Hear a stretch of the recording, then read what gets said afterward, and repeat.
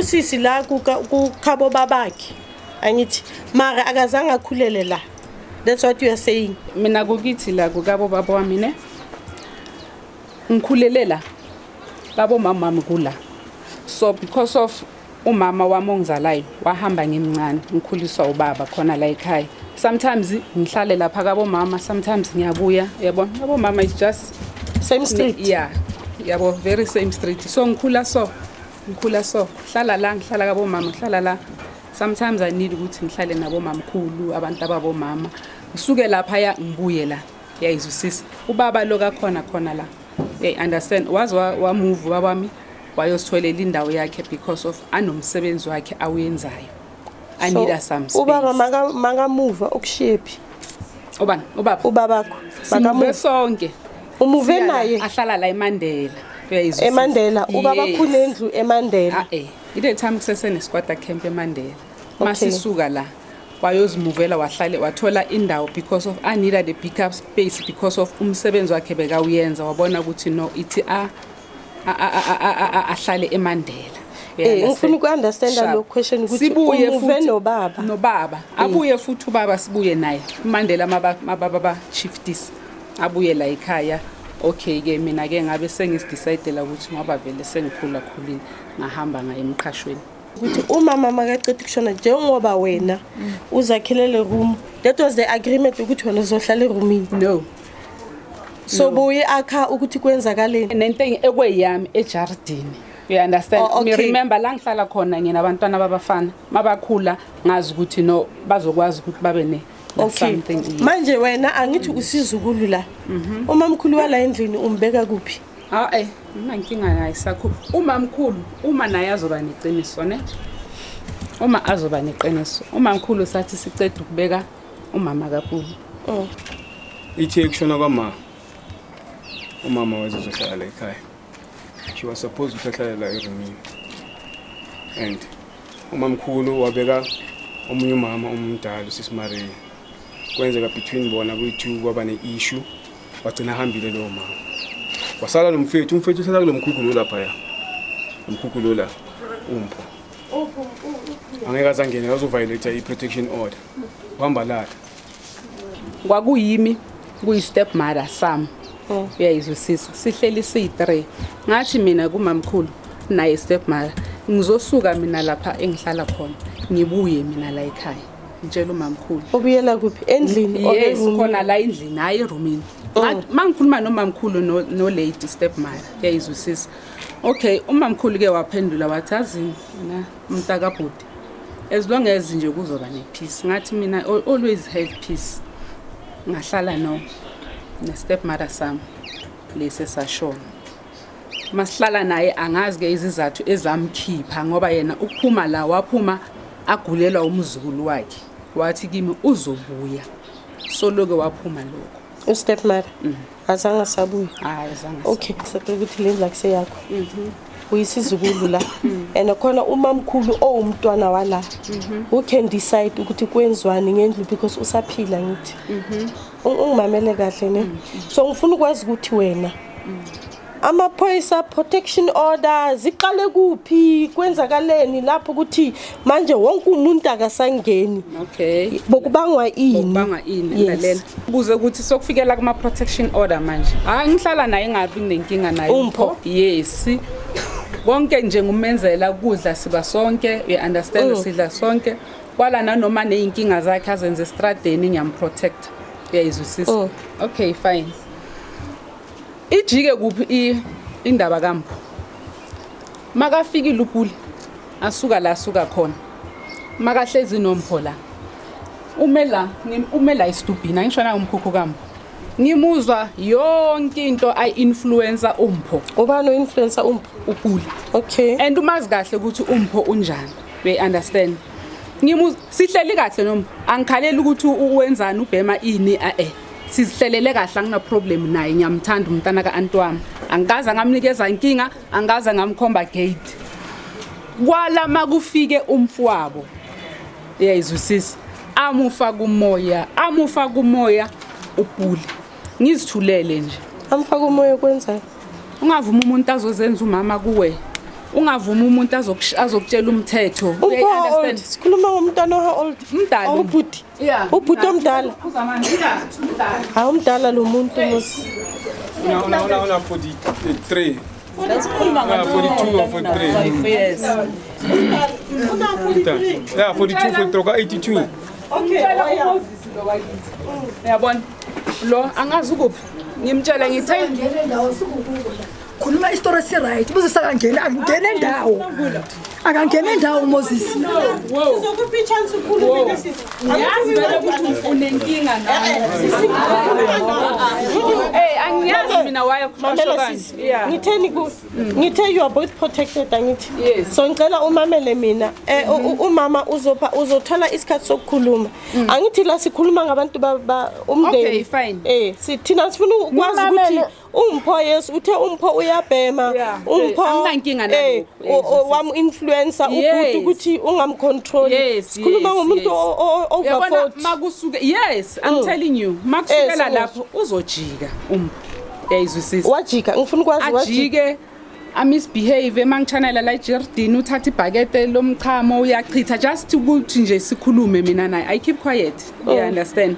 Ahambe alethe izinto aganga ngazo ezinye uzibeka la endlini ezinye uzibeka la ejardini. Ukuthi umpho uhlala kuphi la? Uhlala la emkhukhwini. Nomkhukhu wakhe. Yes. Okay. You understand? Okay, fine ke. Ngithule. Angithi manje ngoba lento ngibona ukuthi isukela ku influence kabhuti wakhe bangayenzi lento leyo. Bekasigangela estradeni izinto zakhe asicedelele emkhukhwini wakhe. Mara umdala bengithi mhlambe umntana omncane. Kona lokho ngiyakuzwa sisi. Angithi ngifuna sibe ne way forward sifike la sifanele sifike khona. So bayenzela ama protection order bonke. Angisho ngiza naye mntana sekhaya. Okay, fine. Ngiyasaba ukukhuluma nompho. Uyayizwisisa. On drugs une enga unomsindo ngiyabona ukuthi no umoya la ufakele umfowabo uyasebenza. You understand? Ngenze njani ngiyovula protection order? Umvulela protection order ngoba wenzeni? Ngoba wenzeni ukuthi no please izinto zakho osithathe la usithathe khona ungazibeki endlini. You understand? Sibeke la olala khona okanye la wena ubona khona ukuthi kuyoba right. Hayi la endlini ngoba uyakwazi kokota uphume nango 3 ekseni uphuma ungene. So manje angikho safe. Ngiyenza protection order kumpho. Ngiye mina kuye umpho. After the protection order ngithi lalela mpho. Angithi uyazi ukuthi umntana kithi. Ngicela ukuthi siphile. Le is just a piece of paper. Masiphile sibambisane mina nawe. Okay, piece of paper khuluma ngayo. Sengisho i-protection order. Oh, okay. Yes, ngingagxili kuyo. Okay. Mina ngigxile kimi naye. Asiphile. You understand?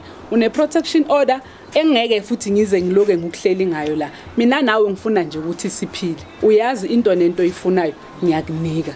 Mawuhlasela ukuze inkinga zakho lapha ngikufaka la ngaphansi kwami. So masiphile kanjalo. You understand? Okay, fine. Kwale as long as kuzongena umfowabo uyajika umpho. Uyayibona? Umfowabo i-influencer yenza kusuke kuyini? Uyakhuluma nje izinto eziningi. Uthini? Khuluma sisi angithi siyalungisana. Siphila kahle kusenomama. You understand? Yeah, manje ungavumi umuntu akudribula akucontrol akuzokwenza umama wakho. Khona manje izinto azihambe. Akhuluma nje yonke lento leyo ayikhulumayo. You understand? But igama ahleli kulathi besiphila kahle kusesenomama. Ahleli kulo. The moment ulonto upule wachifta hayi umphu uyajika umpho ngamlanda mina sila C2 Okay, ngiyakuzwa ukuthi several times. Okay, ngiyakuzwa mama ngiyakuzwa. Kwenzakaleni emaqala hayi ukuthi ungene emlonyeni. Ngifuna wonke umuntu angimamelene. Angithi umama umenzele umpho i-protection order. Umpho uhlala la ejardini. Okwamanje umpho uhlala kuphi? Umpho uhamba hlala. Siyabahlali bala. It's not for the first time sihlala. Kahle kumele ngabe le family iyazwana by now.